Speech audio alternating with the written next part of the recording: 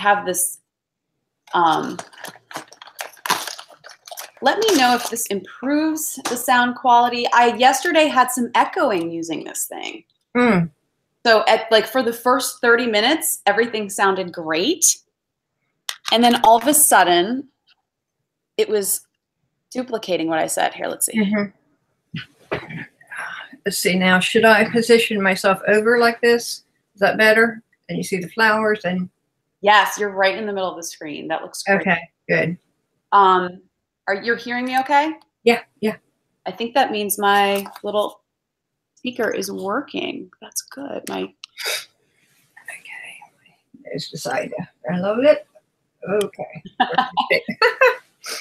Little housekeeping items. Mm-hmm.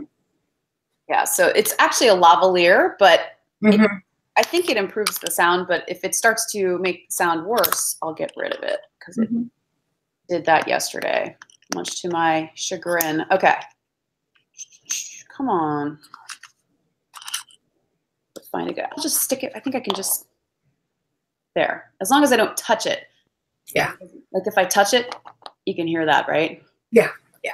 All right, here we go, Wanda. Okay. Today I'm talking with Wanda Campbell, founder of Cultivare Leadership Development. She's an ICF professional certified executive coach, licensed organizational psychologist, has her PhD in organizational psychology, and her BS in business administration. Wanda, thank you so much for taking the time this morning to tell us your story. I know you're super busy. Well, thank you so much. It's such a pleasure to talk with you. The thing that really resonated with me about you, Wanda, was when we first met, how much you've accomplished. You are super successful, and how much you have overcome. I think anyone dealing with a major challenge, and that's probably all of us at one point or another, would be inspired by your story. That piece, connection, and how to influence others is what many of us lack when we're thinking about grinding it out and trying to be successful. Okay. So Wanda, can you tell us how you got to where you are today? Okay.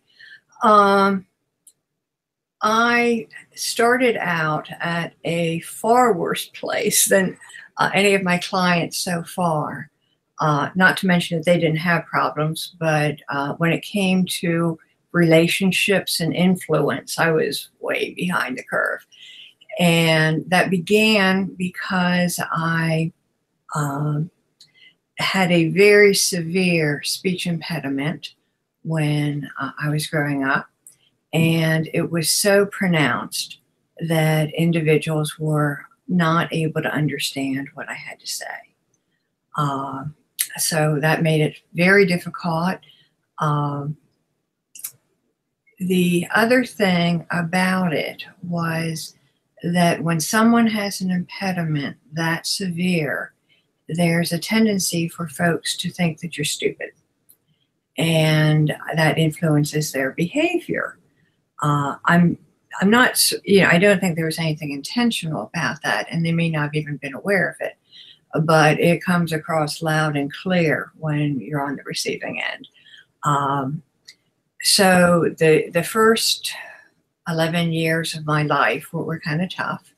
I remember walking around the playground at school, praying for recess to be over so that I could go back in, because I didn't have anyone to play with. And it wasn't the fault of the other kids. They just couldn't understand me. And so I was on my own. Now, a benefit of having spent so much time on my own. Wanda, I'm going to interrupt. I see the blinking is cropping up, probably just since we're just starting. Okay. And if it helps, the lady I did yesterday blinked a lot too. It's not you. I know, but it doesn't help. Okay. Thank you for stopping me. Yeah, I don't want to waste your time. No. So where should I begin again? So we'll just pretend I just asked you the question, where your answer is like, I've traveled a path similar to my clients, but the difference is. Okay. I was doing this. Okay. I've traveled a path similar to my clients. The difference is that I started far behind any client that I've ever encountered thus far. And I grew up with a very severe speech impediment. And because of the severity of the impediment, folks were unable to understand what I had to say. There's also a tendency for folks to think that if you have a problem that is that severe, that you're also not very smart. And so that meant a few things. One, I internalized that I wasn't too smart. And secondarily, it was very difficult to have friends because the other kids just couldn't understand me. So one of my most vivid memories from childhood is walking around the playground at recess and praying for it to be over so I could go inside. So anyway, that was sort of the difficult time. Wow, to imagine a lonely child walking around the playground like that is really heartbreaking. But it's fantastic that you somehow came to realize how intelligent you are. And I'm assuming your teachers realized it as well. How did you overcome this challenge? Okay. The first thing was the benefit of the challenge was that because I spent so much time alone, I developed a great love of books and did a lot of reading and learned that I love learning. So that was wonderful. And by age 12, I conquered the speech impediment in time for middle school. So that was good timing. And that was probably the first goal I remember setting for myself. I got that one. So that was a big deal. Life got better. I began to have some friends, and I continued to work hard in school. My grades increased in terms of quality. I was getting more A's as I went along. And I realized that I was smart, and that became a very important part of my identity and has remained so to some extent. So that's sort of what got me through all of that. Really comes across today. Yeah. And so I did well in school, earned a bachelor's in business administration, working my way through college as a waitress. And after a few years of getting some work experience, I decided to apply directly to a PhD program and was accepted. So that was a wonderful experience from the day that I walked in pre-master's until I left 3.5 years later. I was continually working on research grants that were owned by the chairman of the psychology department. So that was a really good experience early on. And at one point, one of the faculty members called me aside, and what he said was that the other graduate students didn't want to work with me. And I've got to confess, at the moment, what occurred to me, the thought that occurred to me was, and the problem is, I had the emotional intelligence to keep my mouth shut and listen. So that was a good thing. So that would have been really bad. Oh no, that must have actually been a really painful moment. But, thankfully you had your ears open. Yeah, it was a painful moment. And but it was also a very influential moment in my life. And in retrospect, I'm so when I Lost you there. Something happened with the internet. Oh, okay. So and then I lost you. Okay, so where should I restart? I'm not getting a picture. Oh, there you are. Okay. You said that you had enough emotional intelligence to keep your mouth shut and listen. Mm-hmm. And then I think the next piece is about Okay. People with interpersonal skills sometimes are more successful even than those who have the superior technical skills. Right. So anyway, wow, that was a very painful moment. I am so glad that it occurred, because had it not occurred, my life would have been far different. And when I went on my internship at Verizon, then Bell Atlantic, I paid attention to leaders and what they did and who was successful and who was less successful. And part of what I realized was that the folks who were most successful tended to have better interpersonal skills. And they had relationships with other people and with important people. And they surpassed people who had even better technical skills. Wow. And so that was a rude awakening. Well, yeah, again, eye-opening, right? Part of your journey. And I think you're definitely not alone, and that it says something really special about you, that despite all of your accolades and honors and academic achievement, you're able to hear your professor in that moment, and then later at Verizon, observe what was going on, and then decide to do something about it. Because today, you know, you're this kind, warm person who has devoted her life to helping others. I remember at one point in my career, someone handed me the book, How to Win Friends and Influence People, maybe as a not so subtle hint that I needed to work on my interpersonal skills.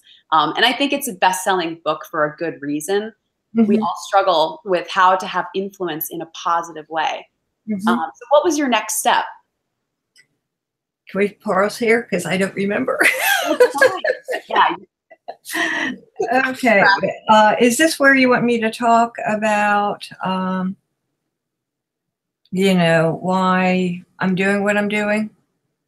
So after this, the next thing was about devoting time and attention to enhancing relationships, influencing others, studying what works and what doesn't. Okay. And then your greatest weakness transformed into your greatest strength. Okay. Okay, great. So anyway, this was a wake-up call. Again, I found out that the faculty member knew what he was talking about.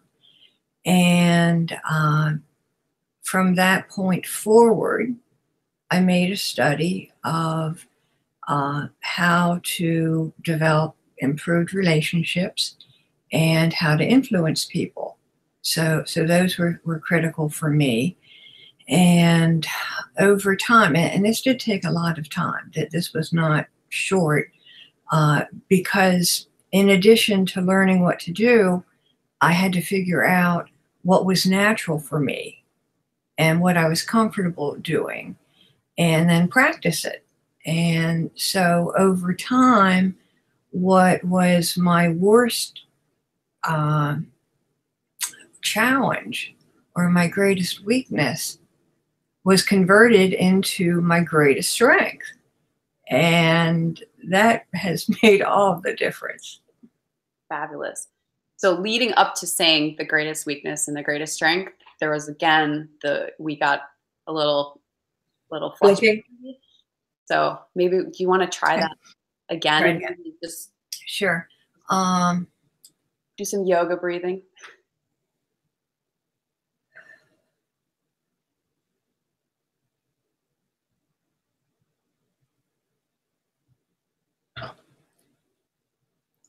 Okay, so that was a very important moment, and I found out that the faculty member was right. And I decided at that time, because my goal was to be successful, that this is something I need to pay attention to. And so I actually made a study, not in terms of a formal study, but I paid a great deal of attention to what other people were doing, what worked, what did not work. I paid attention to what things I felt I could pull off. There were some things that people did that were not going to happen in a million years. So I tried things and found out what worked for me, and that has made all the difference. So it sounds like your greatest weakness transformed into your greatest strength. And that is so encouraging to anyone that's having a real difficulty. And I think that's what we have in common as people. So when someone's struggling, it just makes sense that you're their choice. So how did you translate this into a coaching career? Well, I've spent a lot of years working in a corporate environment, and I really hate it when I see very bright, talented people sidelined in their careers. And that is what would have happened to me. You know, my life would have been much different. And it occurred to me that I might be in a unique position to help some of these folks make the kind of transition I did their own way, and finally achieve the results that they deserve because of their capability and their intelligence. And it's just sort of a view of justice from my side. Very cool. And today, you connect so well with these high achievers, the super smart, the quantitative analytical types who are today's up and coming leaders. How did you get so good at this? Well, I got so good at it because I'm one of them. And I know what that's like. And I've always been highly analytical. Every professional position I've had has involved analysis, data analysis, interpretation. Sometimes there were problems that did not lend themselves to quantification, and so I'd have to take another approach. And I guess the things that I liked the most were when I was faced with problems where there were two competing solutions, and then having to delve below the solutions to find a solution that could meet both needs. I mean, that is really cool. So I guess part of this is that the more difficult the problem, the greater the elation when you solve it. So I'm like these people, like them. I have worked very hard over the years to achieve goals, and I've been frustrated at times. And so I understand where they're coming from. I am one of them. Super. Well, that's very well said. And today you are the successful founder of Cultivare Leadership Development Coaching. What areas does your firm specialize in for these types of people? Okay. What I specialize in is relationships, business relationships, and also influence, because those are the two things that you need to make a difference. And I work with, and I don't remember where I'm going now. Don't worry about it. That was good. A good segue there. That was really Okay. good. Good. Had some really good pieces. This is going to be a great interview. I'm really excited. Okay, good. Excellent. Okay. So influence, and then Okay, right. And that, I love that, actually. The people, I help leaders with the people aspects of their job. I want to get that soundbite, and I want to get you want to talk. Okay. Okay. So the clients that I work with are very talented. They're very smart. They're very good at making decisions and considering all the ramifications. They're very good at putting together policies. They're very good at establishing strategic direction and strategic plans. But where they run into an obstacle is that in order to carry these things out, to implement or execute, then what you need is you need the consideration, you need the assistance of other people. And that's where the relationships come in, and that's where the influence comes in. That's what you need to implement all of the great ideas that you have. So I guess if I wanted to say it succinctly, I help people, or I help my clients with the people aspects of their job, whether they be really struggling in interpersonal skills, or even folks who are actually fairly talented that still have some challenges. Well, as a leader of people, what's more important than those people? So you've gotten to the point where these big organizations are lining up to pay you for your services. What tools, resources, or processes do you use to help your clients? Okay. Because I am a licensed psychologist as well as an executive coach, I've got a number of resources available to me that are not commonly available, beginning with the fact that I've got a PhD in how to make organizations effective. So that comes in handy sometimes. I've also figured out what didn't work out of that. So I can share those experiences. But what I do is I work one-on-one with a client to find out what his or her unique needs are, what is acceptable to them, what they want to do, how we can best get there. And we do this jointly. So I don't say this is, you're going to do this, you're going to do that. We talk about it and together come up with a plan. Now, one of the things that my clients have found most useful, and something that not that many coaches do, is I do what is called a narrative 360. So instead of having folks, your manager, your peers, your direct reports, answer a paper or an electronic survey, I actually interview them. And the client and I work out what the questions will be. And what that does is that enables me to dig very deeply into specifically what are the challenges, what are the behaviors that are getting in the way. And I write a customized report, which the only person who receives is the client. And we go through that and periodically refer back to it, because now they know with absolute certainty what is getting in their way. And if you know what the obstacle is, you're in a better position to manipulate a path or navigate a path around it.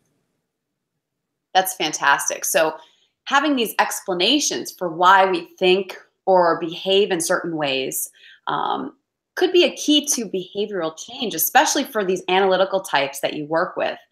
I guess what I'm saying is, or I'm asking, why does your typical client hire you? Okay. The typical client hires me because he or she has goals that they want to achieve, and they're not making the progress that they want to achieve them. And so my job is to identify what may be standing in the way, and then we work together to find out how to get around that. And oftentimes we're having to change not only behavior but also mindsets and beliefs, and those things influence our behavior. So we deal with those very important beliefs and issues. and we test out what's real and what's not real. And we have some experiments where they try out some new behaviors, which always feel awkward initially. But over time, they can adjust to make it more comfortable. And in real time, they try things out and they find out what works. And if something doesn't work, we figure out what the problem was together and we try something new. And so they're getting feedback, and they're getting feedback from me during the sessions as well. And they're getting feedback from the other people. And the people do notice. The folks at work can tell that there is something different. And that's really important. That's great. It sounds like complex problems, but it sounds like you have also great solutions. And, it also sounds like you work really hard and you make sure they get results, which is what anybody wants in a coach. What other things, though, have your clients tried that don't get them where they want to be? And why, in your opinion, don't these other methods work? Okay. Well, I think that the other methods work to some extent. And two that come to mind immediately are training and books. That's what we're trained to do. We go to training and we read books. And both of them work to a certain extent. But first off, training can never prepare you totally for the reality in which you live. It's dynamic, it's constantly changing. And so it's not going to be a perfect fit. It's not going to transition exactly. Second thing is most of us forget things that we learned in training. I certainly do. But I think the most important thing is knowing what to do and doing it are two different things.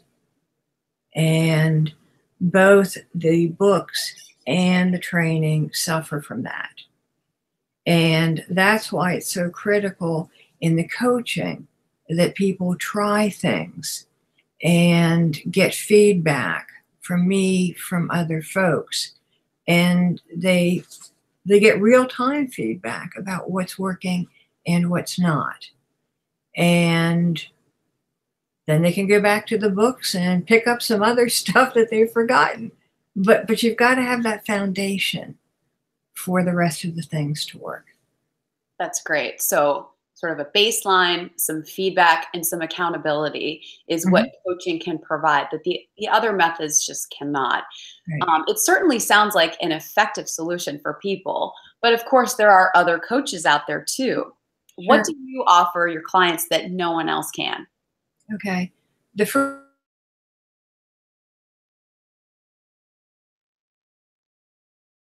Okay, I lost audio. thing I could do that are like them. Wanda. Yeah.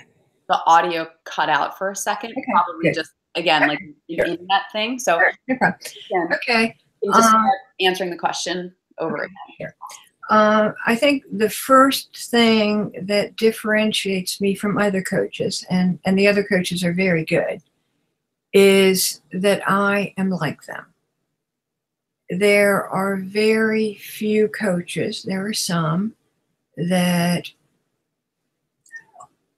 are highly analytical and Oh, I'm so sorry. cut out again. I have a phone in the room. I thought I got rid of it. Okay. Ah. That's okay. Okay, take a deep breath. No problem. Yeah.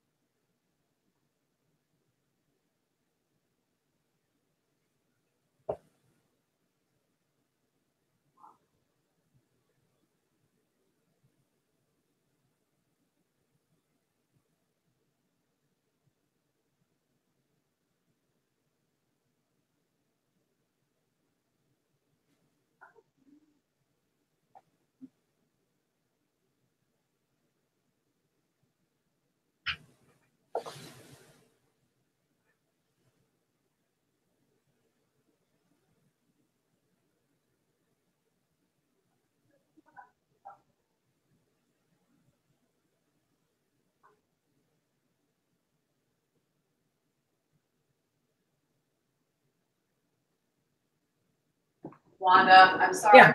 that's okay. That's okay. Give me some time to relax. Just like launched into something. I'm like, I'm on the other line with somebody. But hopefully that doesn't happen again. But I actually realized too that my computer is set up to ring when someone calls in as well. I need to, it's helpful sometimes.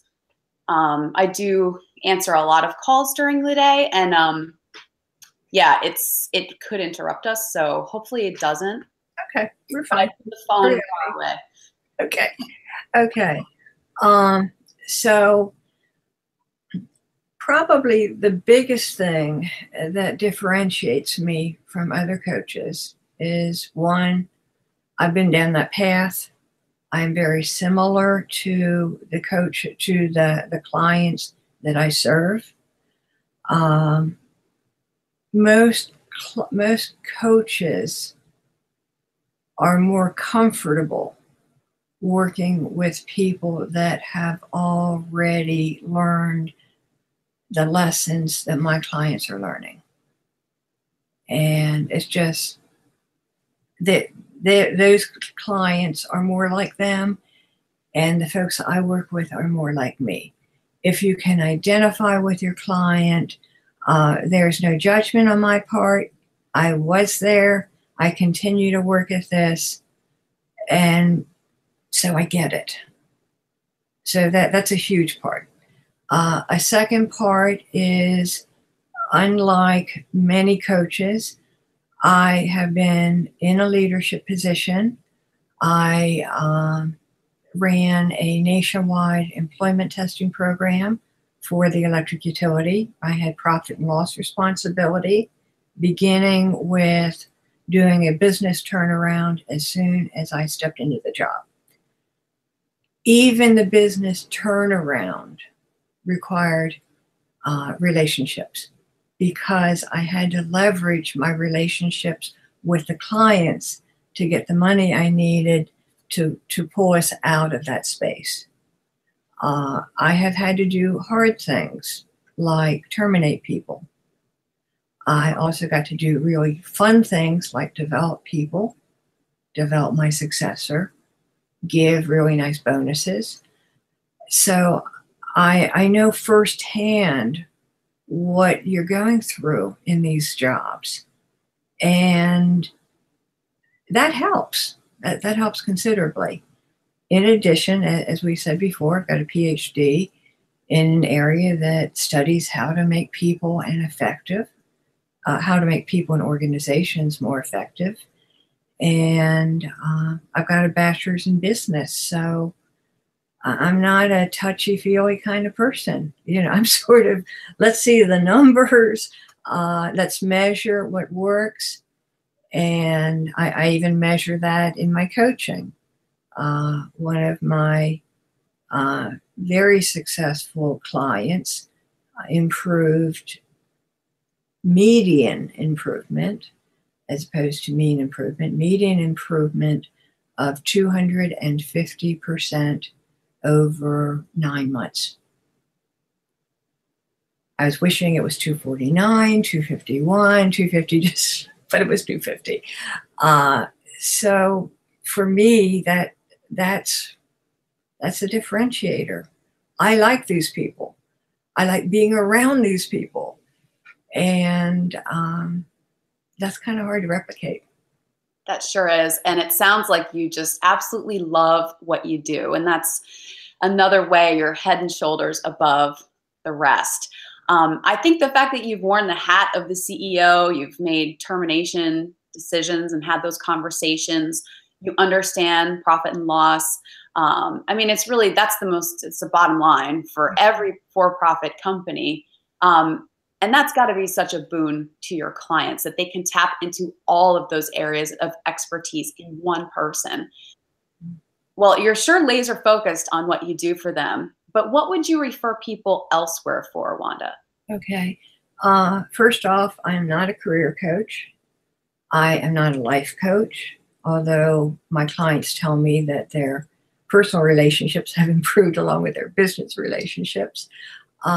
Even though I'm a licensed psychologist, I'm not a clinical psychologist. So When folks are having challenges that are out of my area of expertise, then I refer them to other people who are better trained and better equipped to help them with those challenges. That is so important to define what you do and what you don't do for people. So it sounds like leadership development coaching is really where it's at for you, Wanda. Yeah, it is. I love it. I have never been this happy in my life.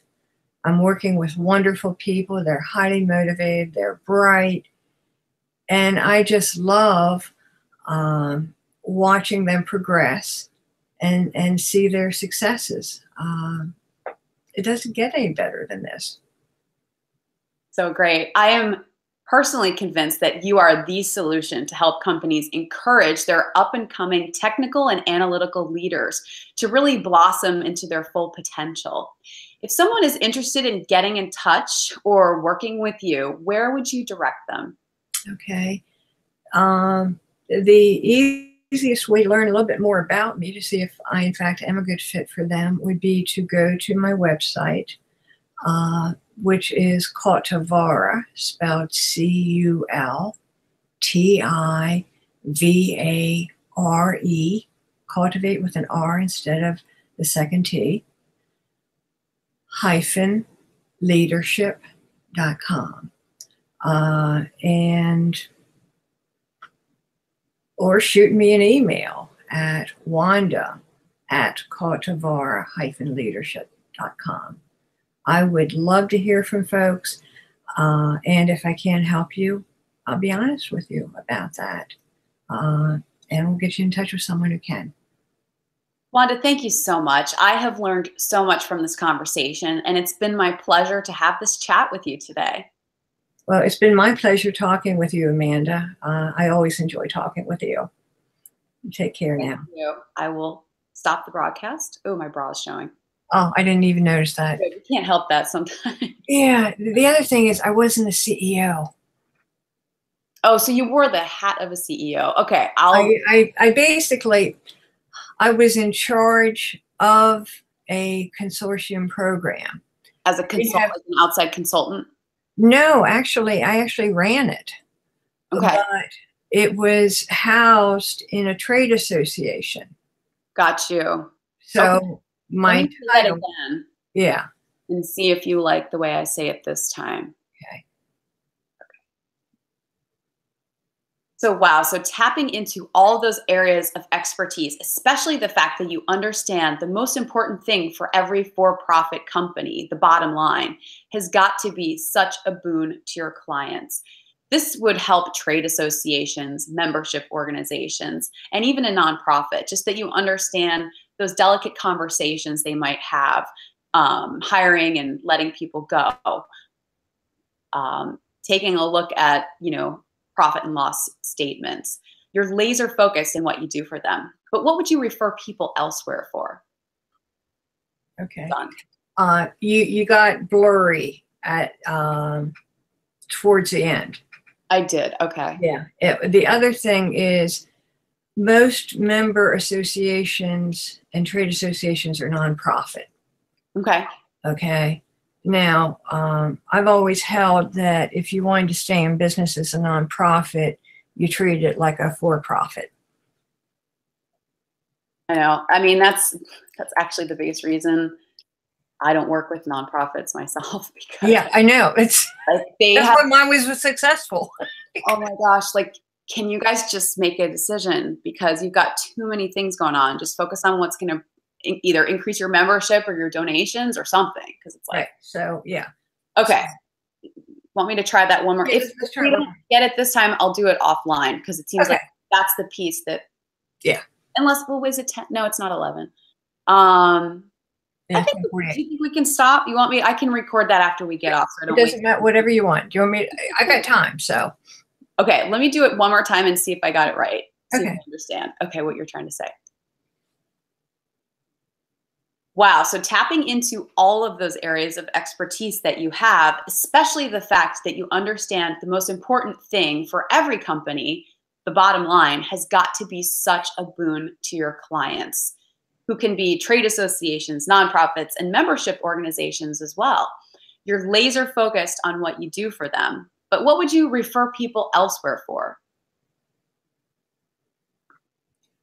The only thing is, I also, most of my clients now are corporations. Okay.